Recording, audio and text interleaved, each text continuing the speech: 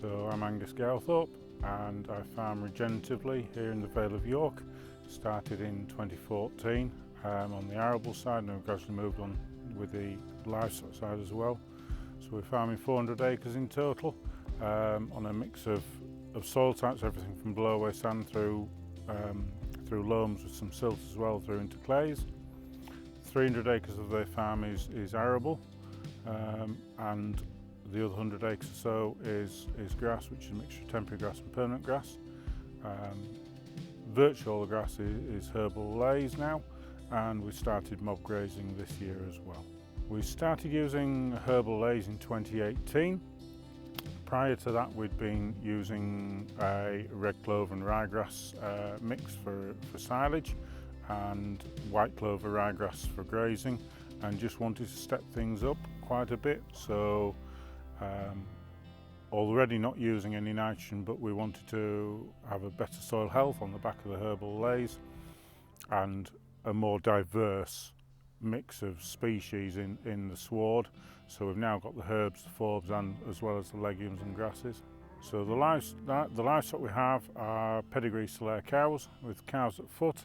So we've approximately 45 cows and half a dozen bulling heifers and a bull at any one time. So the livestock enterprise with being pedigree, we're primarily selling pedigree bulls for stock bulls, and also breeding heifers. So the heifers that we produce, what we don't keep ourselves to retain in the herd, are all sold as breeding animals, and we sell approximately 8 to 10 stock bulls a year. So the remaining sort of dozen or so stock bull calves, we primarily sell those into ABP at York for killing at 15.5 sold.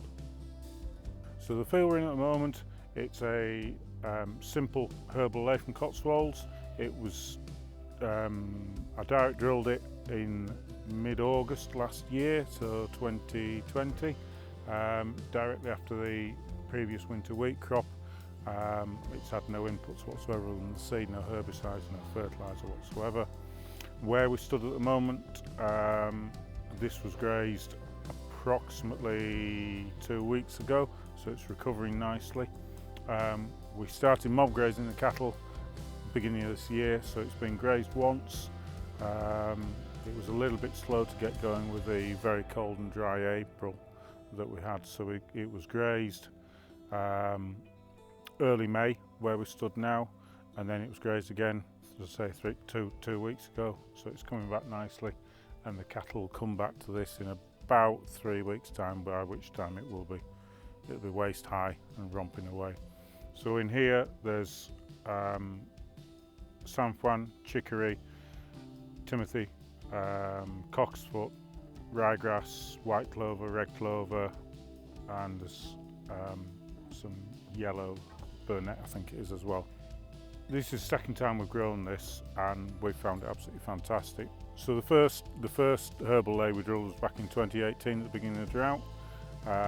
We drilled that as a silage ley, partly as an experiment, just to see how we got on with it, and it did fantastically well despite the drought. And we mowed that 3 times a year for 3 years, and it was doing 5 to 6 bales an acre every cut, regardless of the weather, and it just proved the reliability and consistency of the herbal ley over the ryegrass red clover, which we had just up the road. And in the drought in 18, it was doing a bale an acre. Admittedly, it was just red clover, so it was fantastic stuff, but it was doing a bale an acre because the ryegrass that was in the bottom of that red clover ryegrass ley was just as much dead as could be. It came back obviously when the rain came, but for 2 cuts there was no grass at all. It was just red clover. As well as the home farm here, we've got 30 acres rented 4 or 5 miles away, and that is permanent grassland that we've rented for a number of years. It's ex-coal board land, so when they dug the mine, they pushed everything up to form bankings. I guess there's an acoustic barrier, etc. at the time, visual barrier.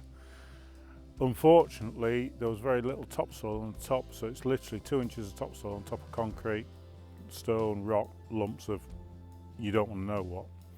So it's ideal for me. I direct drill everything, and so we direct drill that, sort of reseed that every 3-4 years, and we've had ryegrass red clover blend on there for 2 goes now, and this past summer, same time as drilling this, we drilled a herbal ley, very similar to this, a herbal ley onto that as well, and it's coming along lovely. We had our first cut earlier in the year, and we have a second cut to take shortly from it.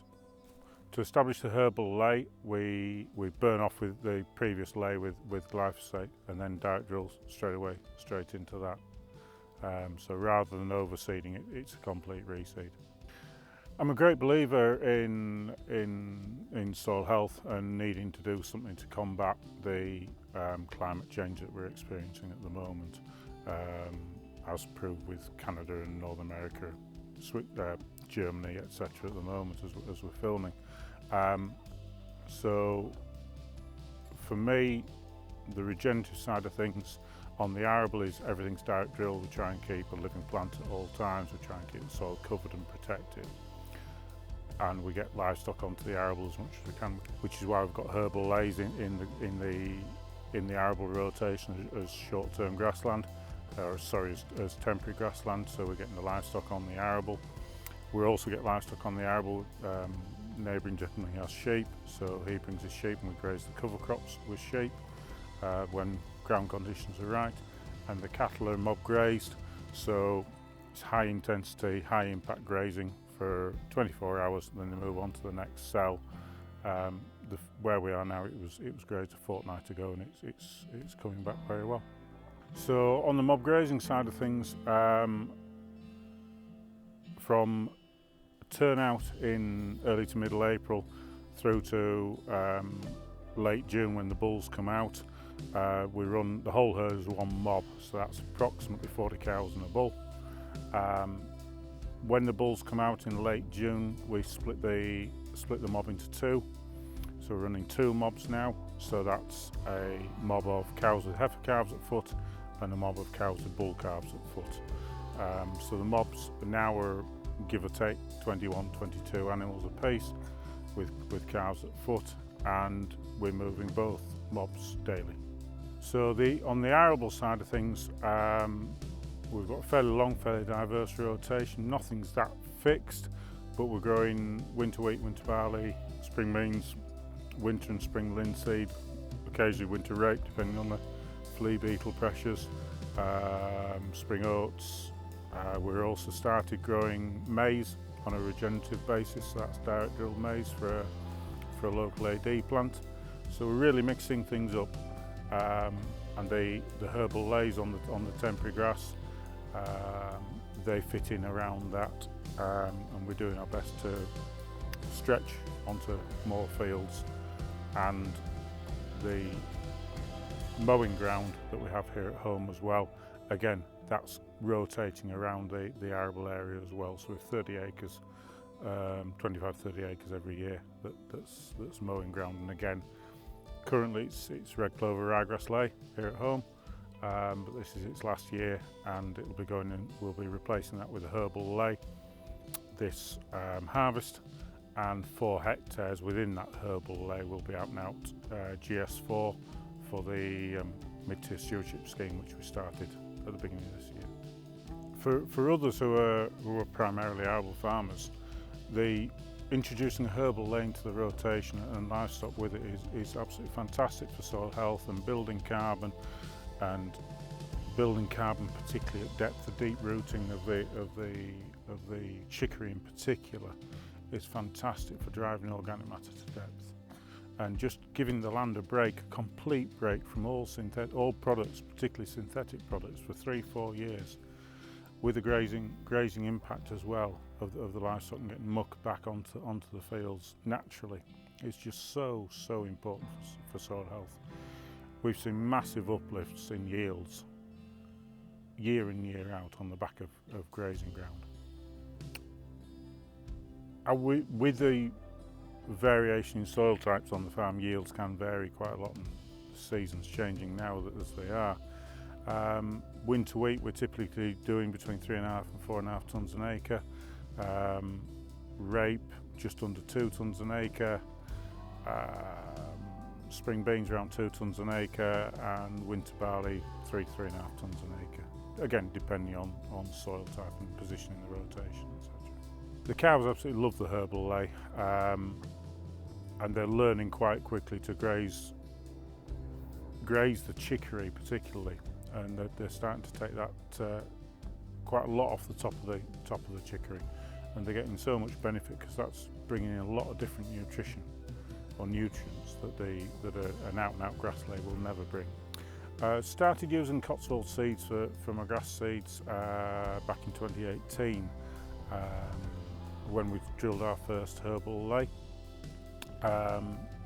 To me, they're the company that's been into herbal leys and understanding all the different attributes that each different species bring and how it fits on different land types and different altitudes and different locations within the country, because they're doing it far longer than anybody else. Their skill and their experience and knowledge is, in my view, is second to none. I've dealt with Sam at Cotswold Seeds since I started dealing with them, and his advice has been excellent. We're often tweaking the standard mixes just slightly, and again, that it just isn't a problem to Cotswold to tweak bits and bobs, whether it's reducing a bit of chicory because we're going to bale it, so we don't want the bales punctured quite so much, but we still want the benefit of chicory in there, so we just reduce the chicory level a bit. Or this time, to improve the field of permanent ryegrass that we've got, Sam's put together a herb and legume blend for us to top dress onto the grassland as the cows graze, so we don't need to drill that, we can just sprinkle it in on top, and as the cows graze in the cells, they'll paddle that seed down to the soil surface, and all being well, next year we'll have an improved stand there and an improved diversity. We'll have herbs and legumes within that sward, because again, that's getting a little bit of nitrogen at the moment, but we want to cut that nitrogen out. The service from Cotswold Seeds has been fantastic. Seed in the farmyard within 48 hours of ordering, and you really can't complain at that.